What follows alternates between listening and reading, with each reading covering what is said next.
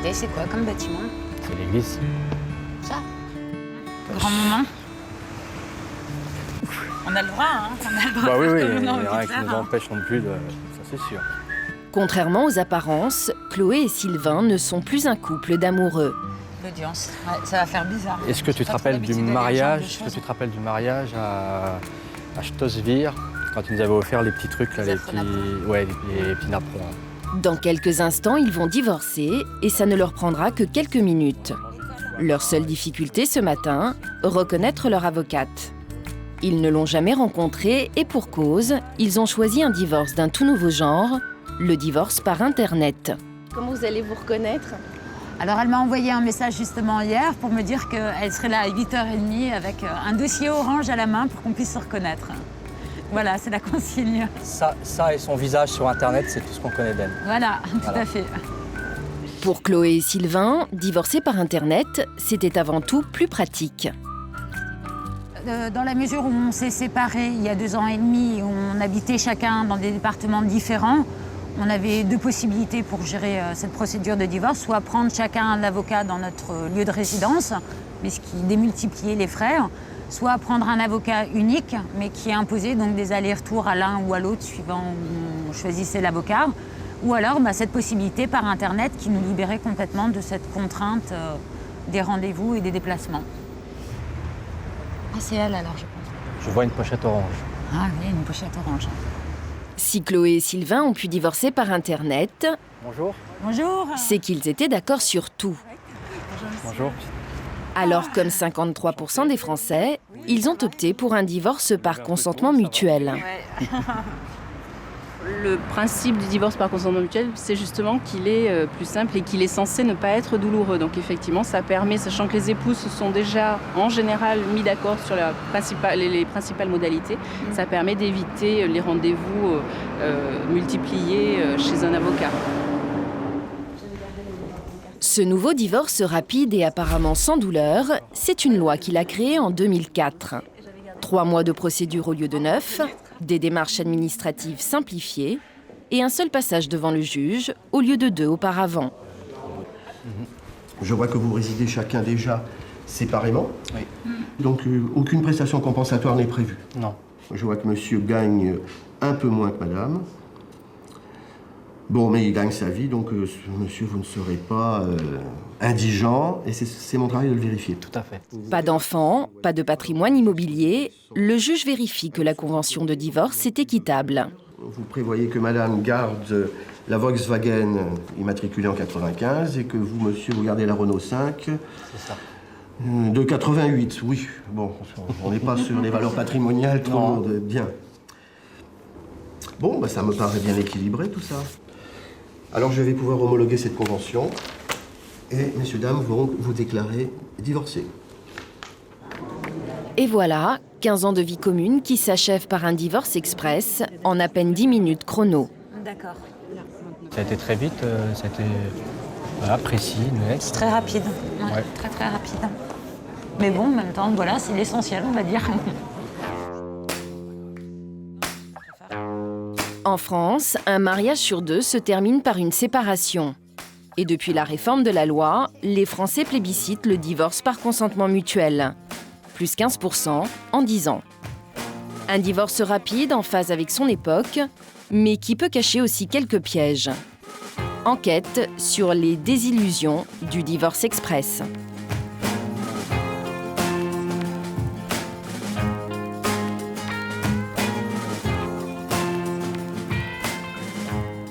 Juan Lépin, cabinet de maître Carole Guibaudot. Pour elle, l'idée de proposer un divorce en ligne est partie d'un constat tout simple.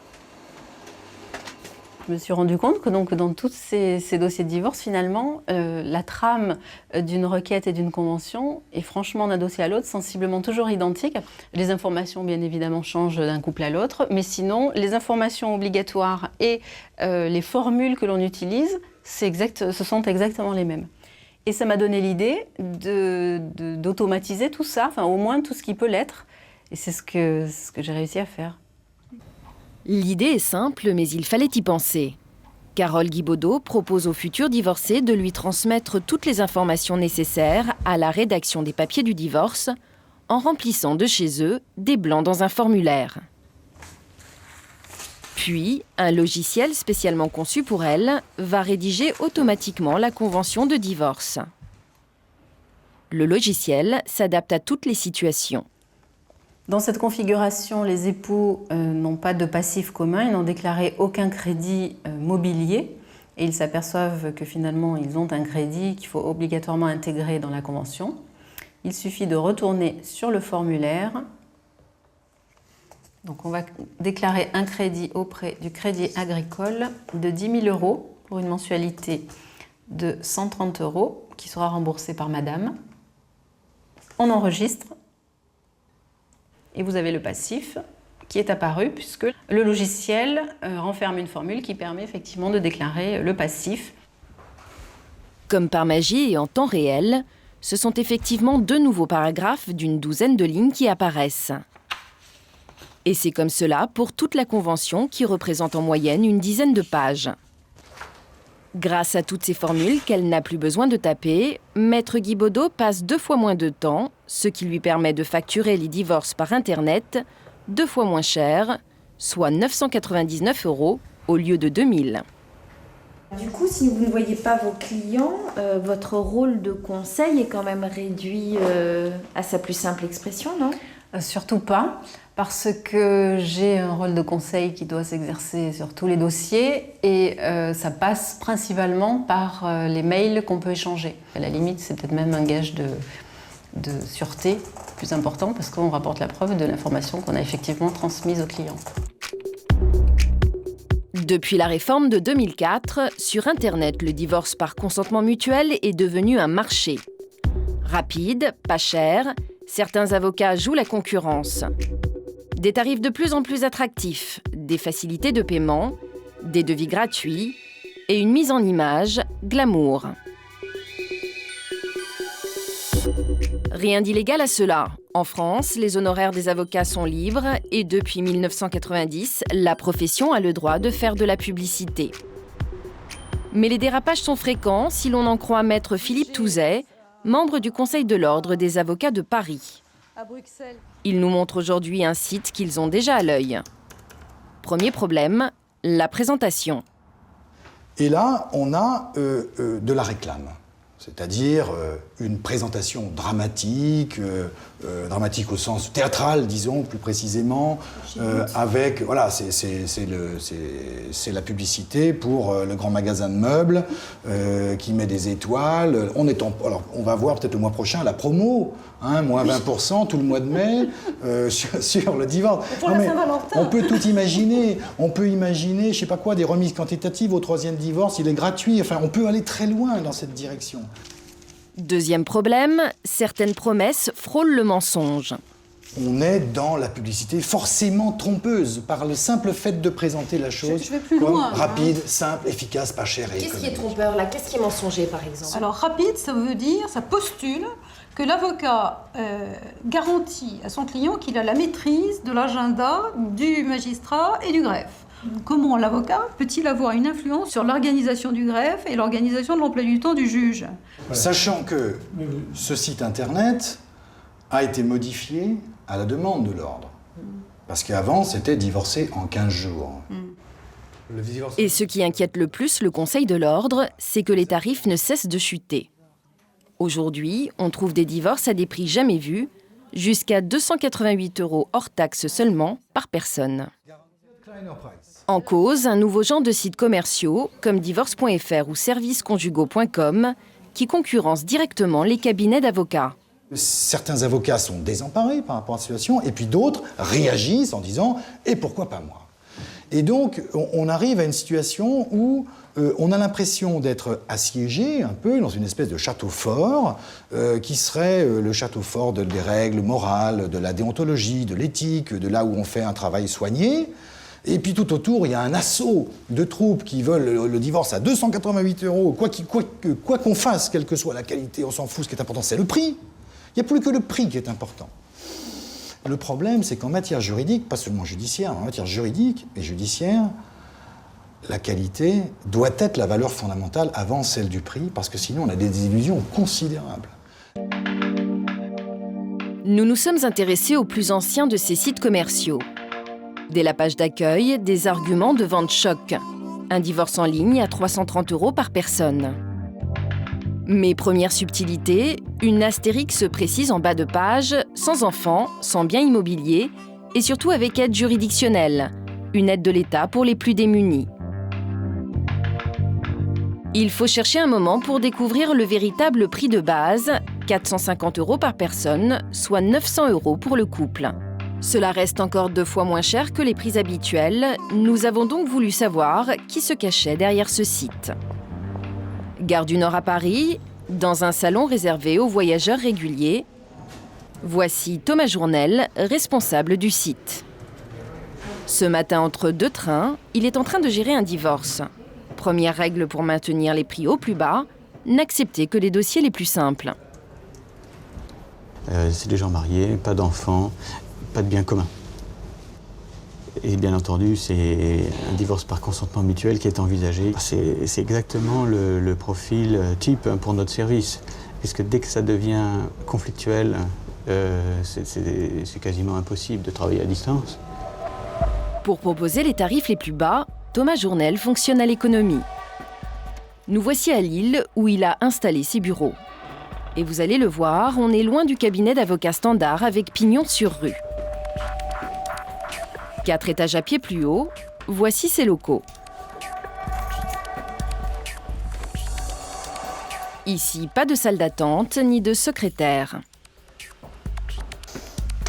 C'est un local d'habitation dans lequel je peux développer une activité. Comme c'est un appart, même chose, il y a une chambre. Un 3 pièces de 60 mètres carrés, loué 700 € par mois. Avec ce mode de fonctionnement, j'ai quasiment aucune charge. Il me faut juste, à nouveau, un ordinateur, une connexion Internet et un téléphone. Et aujourd'hui, notre service, il est quasiment 50% moins cher que le prix moyen du divorce en France. Et comme ce qui coûte le plus cher dans un divorce, ce sont les honoraires d'avocat, Thomas Journel a tout simplement décidé de s'en passer au maximum. Dans son système, l'avocat n'intervient qu'à la fin du processus, une fois tous les actes rédigés. L'avocat, normalement, ne pose aucune difficulté pour prendre le relais. Il va au greffe, il dépose le dossier, il attend la date d'audience, il informe les clients et il accompagne les clients à l'audience. Toute la partie préparation du dossier, on le fait sans être avocat et bien sûr, on le fait moins cher qu'un avocat pourrait le faire. Aujourd'hui, justement, Thomas Journel vient de recevoir un dossier de client qui souhaite divorcer par ses services. Nouvelle surprise, ces papiers ne restent pas à Lille. Ils sont scannés pour être envoyés par Internet à l'autre bout de la France, où les actes du divorce vont être rédigés. Je suis en train de préparer les fichiers numériques pour les envoyer au service administratif. Notre service administratif est constitué de personnes qui travaillent comme moi depuis leur domicile, qui se situent ailleurs, plus précisément à Toulouse actuellement.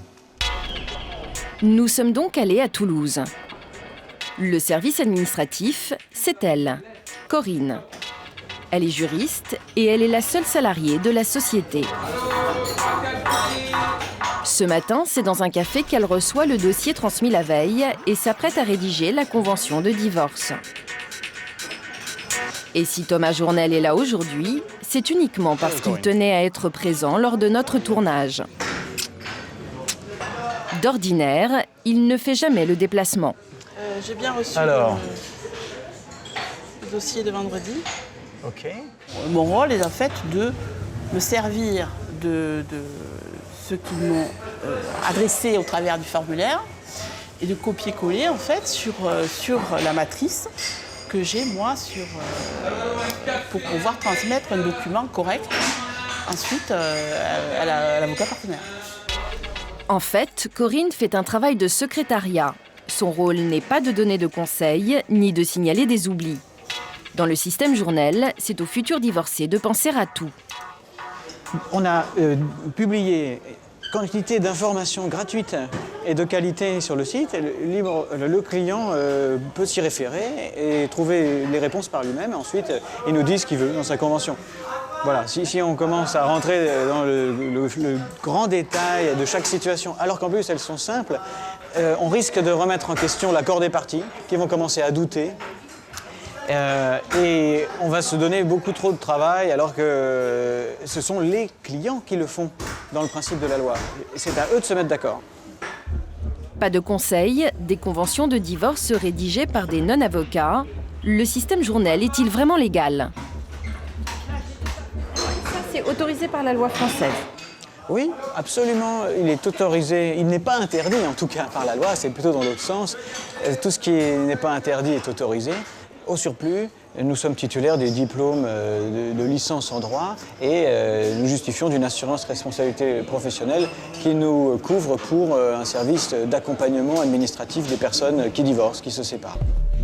Selon Thomas Journel, il suffirait donc d'une licence en droit et d'une assurance pour rédiger des actes de divorce. L'ennui, c'est qu'au Conseil de l'Ordre des avocats, on n'est pas tout à fait du même avis. Il y a, dans la loi du 31 décembre 1971, un texte, qui est l'article 4, qui attribue un monopole légal à la profession d'avocat pour toute la représentation des parties devant la justice. Assistance, représentation, audience, rédaction des actes judiciaires, bien sûr, compris dans cet article 4. Donc il a tort en droit et il se sert de cette erreur pour continuer à rédiger les actes judiciaires alors qu'il n'a pas le droit de le faire. Donc il est dans l'illégalité. Il est dans l'illégalité. Thomas Journel profite-t-il d'un vide juridique ? Pour le moment, aucune plainte n'a été déposée et son site internet continue de fonctionner.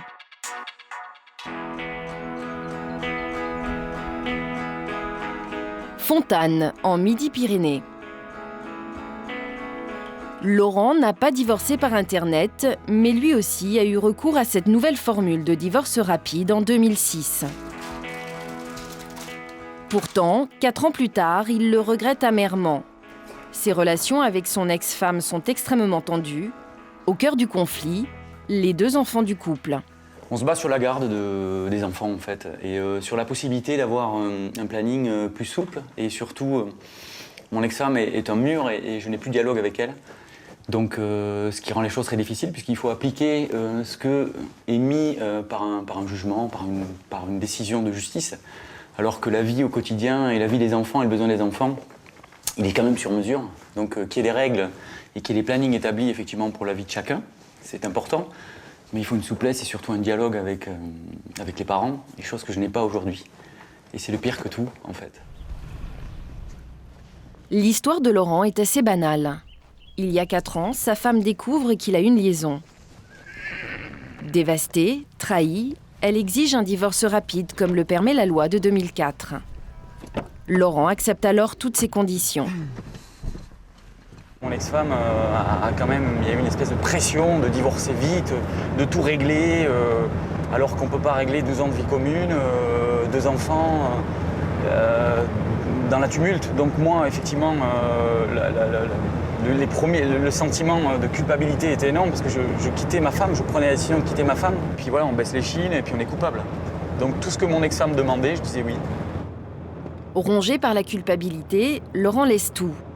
La maison, les 2 voitures, mais surtout il accepte un droit de visite et d'hébergement minimum pour ses 2 enfants.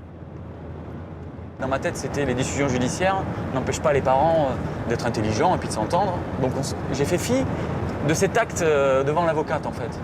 Et l'avocate, je l'ai vu qu'une fois, en un quart d'heure. Donc le divorce à l'amiable, aujourd'hui, il n'en est rien. Depuis 1 an, Laurent est donc au contentieux avec son ex-femme pour obtenir une renégociation de leur convention de divorce. En première instance, il a déjà obtenu la possibilité d'avoir ses enfants un Noël sur 2, mais il en voudrait plus. Alors aujourd'hui, il a rendez-vous avec l'avocate qui a repris son dossier en main. Bonjour. Un dossier tellement enquisté que le juge a même imposé aux ex-époux une médiation. Alors, comment ça s'est passé donc lors de cette séance de médiation? Alors, Oui. Alors, ça a commencé comme ça. Qu'est-ce qu'elle vous reproche? Parce que moi, franchement, je ne comprends pas. Je veux dire, on a un dossier qui est relativement simple, hein, puis c'est une histoire d'heures, savoir si vous pouvez ramener les enfants le dimanche soir ou le lundi matin. Enfin, pour moi, normalement, c'est pas une affaire extraordinaire qui nécessite de saisir la cour d'appel, puisqu'on est quand même à la cour d'appel. Donc je me dis qu'il y a quand même des problèmes en amont qu'on n'a pas vu, quoi. Alors qu'est-ce qui s'est passé? Alors je suis revenu 4 ans en arrière, et le médiateur en question nous a un peu retranché sur la genèse de l'histoire. Il m'a demandé de lui dire la vérité sur ce qui s'était passé, sur l'histoire que j'ai pu avoir. Oui, je l'ai dite, voilà. Mais elle ne la connaissait pas, la vérité, votre femme, ou elle la connaissait, mais ça n'a jamais été dit. Mais vous ne l'aviez pas verbalisé. Elle ne l'avait pas entendu. Donc ça, c'est très important. C'est des mots que je ne lui avais jamais dit dans les yeux. Ça, c'est important. Voilà. Tout divorce est un échec. Tout divorce est une souffrance et il faut un accompagnement. Il faut que les gens puissent à un moment donné exprimer ce qu'ils ressentent par rapport à ce divorce, même s'ils l'acceptent, même s'ils savent que c'est inéluctable, qu'on ne peut pas faire autrement que de divorcer. Hein, mais il faut qu'ils verbalisent ce qu'ils ressentent à un moment donné. Alors, est-ce que le consentement mutuel le permet? Je dis que non. Le consentement mutuel ne le permet pas. Et c'est la raison pour laquelle, très souvent, on a des consentements mutuels qui sont gérés pendant 2-3 ans, et la 3e année, on a un contentieux. Alors, le fait de dire « c'est pas cher, c'est rapide ben non, puisque de toute façon, on va refaire un autre contentieux. Et c'est à ce moment-là, très souvent, qu'on dit que les gens vont vraiment divorcer, puisqu'ils vont pouvoir se jeter à la figure toute leur rancœur et tous les griefs qu'ils n'ont pas formulés auparavant. Alors financièrement, si on fait le bilan aujourd'hui et 4 ans après, ou 4 ans en cours de la situation, effectivement au départ, il y en a pour 1000, 1200 euros à peu près. Et puis là, j'en suis à 4500 euros de plus pour effectivement revoir les procédures et revoir ce qui n'avait pas été, et régler ce qui n'avait pas été réglé dès le départ finalement. Le divorce rapide et pas cher de Laurent est donc devenu lent, douloureux et très coûteux. Un divorce express aux effets secondaires que connaît bien Serge Effez, psychanalyste et thérapeute de couple. Nous lui avons montré notre reportage. Pour lui, la rapidité de la rupture du mariage de Laurent dénie un aspect fondamental de la nature humaine. Ce qui est sûr, si vous voulez, c'est que le temps de la justice, le temps des papiers, surtout si on va de plus en plus vite, ça n'a rien à voir avec le temps du psychisme. C'est pas parce qu'un contrat est noué et dénoué que le psychisme suit cette dissolution contractuelle. Une relation qui cesse, c'est un travail de deuil, au même titre que, qu'est-ce que c'est qu'un travail de deuil pour un mort? Eh bien, c'est de pouvoir se dégager du lien qu'on a eu avec lui, de tout ce qu'on avait projeté à l'intérieur de cette relation, de pouvoir retirer de cette relation avec le mort toutes les attentes, tous les espoirs, tous les affects qui étaient liés. On sait que ça prend du temps pour quelqu'un qui meurt. Comment est-ce qu'on peut imaginer que parce que quelqu'un est toujours vivant, ça va se faire en 5 secondes? C'est la même chose, c'est le même processus. On peut se séparer en 15 secondes, mais se séparer psychiquement de l'autre, c'est des mois, des années, et parfois on n'y arrive pas. Alors, combien de temps faut-il pour mener à bien un divorce? Alain, lui, a eu besoin d'1 an. Bonjour, vous allez bien? Entrez, je vous en prie. Et s'il a lui aussi choisi la formule du divorce par consentement mutuel, il n'en a pas moins pris le temps de la réflexion. Son divorce, depuis des mois, est âprement négocié. Car pour son avocate, même dans le cadre d'un divorce amiable, il faut être stratège et ne pas oublier ses intérêts. Et pour cela, elle a des méthodes redoutables. Alors, ce que je leur demande, c'est effectivement de fouiller un peu dans les poubelles ou dans les poches. C'est vrai que c'est un peu désagréable, c'est pas forcément ce qu'il y a de plus élégant, mais dans une circonstance où on est trompé, on risque d'être malmené financièrement, il faut se donner les moyens de rapporter au magistrat tous les éléments de preuve. Donc, regarder les SMS qui peuvent se trouver ou encore sur le téléphone portable de son conjoint, aller regarder dans son ordinateur, au besoin aller faire vider son disque dur. On a parfois de très bonnes surprises. Tout élément qui serait de nature à soutenir une demande financière et être dans la réalité de la situation financière du conjoint. Alain, qui est au chômage depuis 1 an, risquait de se retrouver dans une situation précaire. Il a donc suivi les conseils de son avocate, il a fouillé et il a trouvé.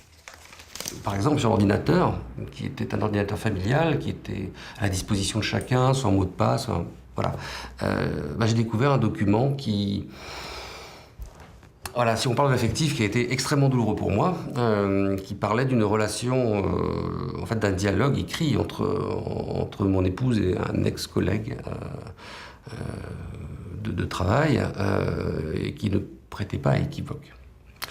À partir de là, j'en ai parlé à Maître Leforest, je lui ai communiqué le document en disant « Voilà ce que je viens de découvrir, vous aviez raison ». L'affaire prend alors une autre tournure. Détective privé, photos compromettantes, vérification des comptes bancaires. L'avocate a rapidement accumulé assez d'éléments pour forcer la partie adverse à la négociation. On a pu montrer qu'elle avait dissimulé, une vie extra-conjugale, des déplacements financiers. Bon, c'était trop pour qu'elle continue. Et on a pu, au travers de tout ça, négocier une prestation compensatoire. Parce qu'elle s'est rendue compte aussi que dans notre jeu, on avait des éléments et que pour faire valoir ces éléments, on n'hésiterait pas à aller devant le tribunal dans une procédure beaucoup plus longue, pénible et où elle n'aurait pas forcément le beau rôle. Recourir à un détective privé, faire photographier sa future ex-femme à son insu, une démarche extrêmement intrusive qu'Alain a eu du mal à assumer. C'était tellement traumatisant que je les ai vraiment mis presque aux oubliettes. Mais au final, il ne regrette rien, et pas seulement pour des raisons financières. Ça a été un mal nécessaire, déjà psychologiquement pour moi, parce que tout ce que ces photos en fait me permettent de ne plus fantasmer. À la fois c'est très dur, parce que ça valide, ça révèle ce qu'on soupçonne, mais en même temps, une photo n'est jamais aussi forte et aussi dramatique qu'un fantasme qui, lui, projette des photos, des images bien plus dramatiques. Et en cela, l'avocate avait complètement raison. Quand elle me parlait de faire mon deuil d'une situation qu'elle connaît pratiquement à chacune de ses affaires, je me rends compte que le professionnel qui m'a conseillé ça a complètement raison. Et ça participe à atténuer, au fil du temps, la douleur qui était vive, qui reste néanmoins vive, mais nettement plus supportable. Dans le cas d'Alain, se confronter à la réalité de l'adultère lui aurait permis d'avancer. Mais attention, pour le psychanalyste Serge Effez, ce n'est pas valable pour tout le monde. Ce qui permet de faire le deuil, c'est pas la haine et le ressentiment qu'on éprouve à avoir été trompé. Ce qui permet de faire le deuil d'une relation, c'est plutôt l'indifférence, c'est-à-dire c'est le fait que chacun continue son chemin sans avoir l'autre niché dans sa tête, que ce soit avec des regrets, que ce soit avec de la culpabilité, ou que ce soit avec des sentiments beaucoup plus haineux. Après 12 mois de procédure, le divorce par consentement mutuel d'Alain vient d'être prononcé. Voilà, écoutez, une bonne chose de faite. Voilà, une bonne chose de faite. Juste divorcer. Juste. Bon. La prestation compensatoire a été homologuée par le juge. Pour Alain, c'est une nouvelle vie qui commence. Moralité, pour réussir son divorce, même amiable, peut-être faut-il garder à l'esprit qu'une séparation demande du temps, de la réflexion et qu'elle est rarement indolore.